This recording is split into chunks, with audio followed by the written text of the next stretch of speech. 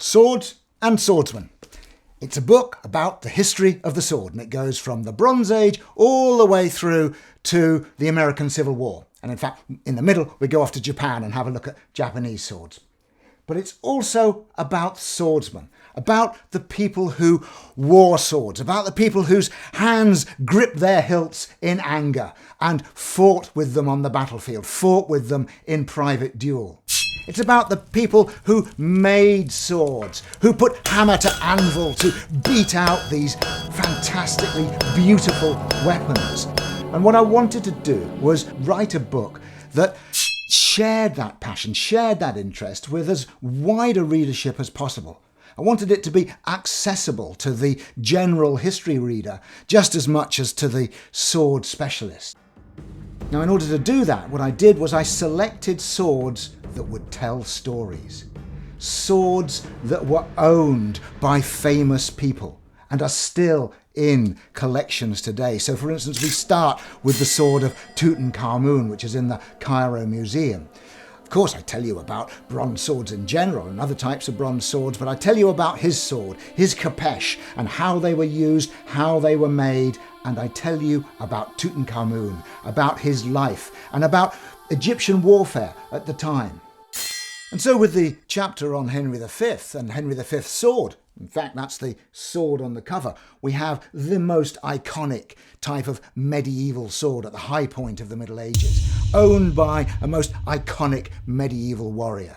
And Henry V has a fascinating private story. His life is full of interest, as well as the interest given by the battles that he fought, Shrewsbury and Agincourt.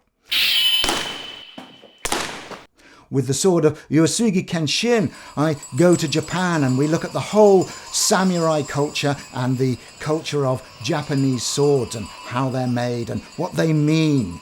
It was Tokugawa Ieyasu who said that the soul of the samurai lives in his sword. And with the sword of George Washington, I not only look at the life of the man, but I give an overview of the Revolutionary War. I've identified 10 swords, in fact, that were owned by Washington, and this is probably the most comprehensive survey of them written to date.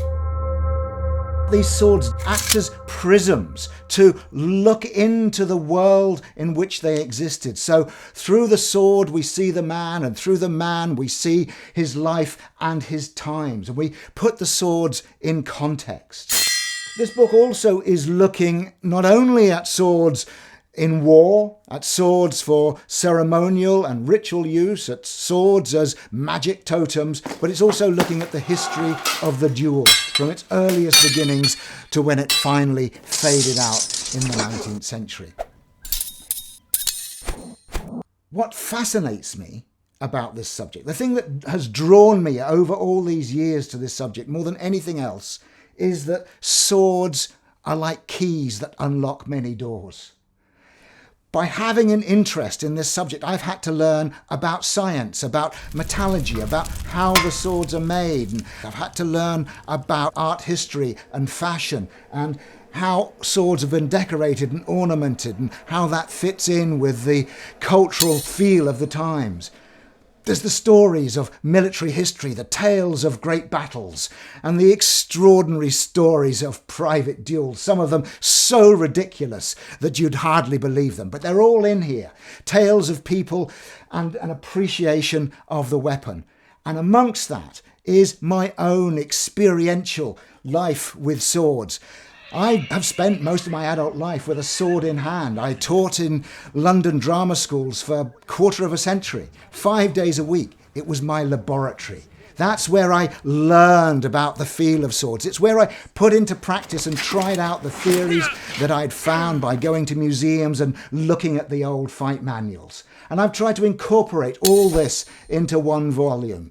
Tales of my life, tales of great heroes and leaders, tales of the craftsmen, tales of the fight masters, and at the heart, these wonderful magical weapons. And because I've chosen swords that were owned by famous people, these are probably the best swords surviving that were ever made. They are really, really beautiful art objects. And the book is full of colour plates and wonderful drawings. Colour plates of the people, colour plates of the swords, and drawings by my good friend Adam Deforge that bring the fights alive. So we can see a scene going on and it really takes us into that world. And that's what I hope this book will do to you. I hope it will take you into lots of different worlds. Worlds that I now feel I've travelled in, and I'd like you to be my travelling companion. You can read more about the book on my website, www.mikeloads.com.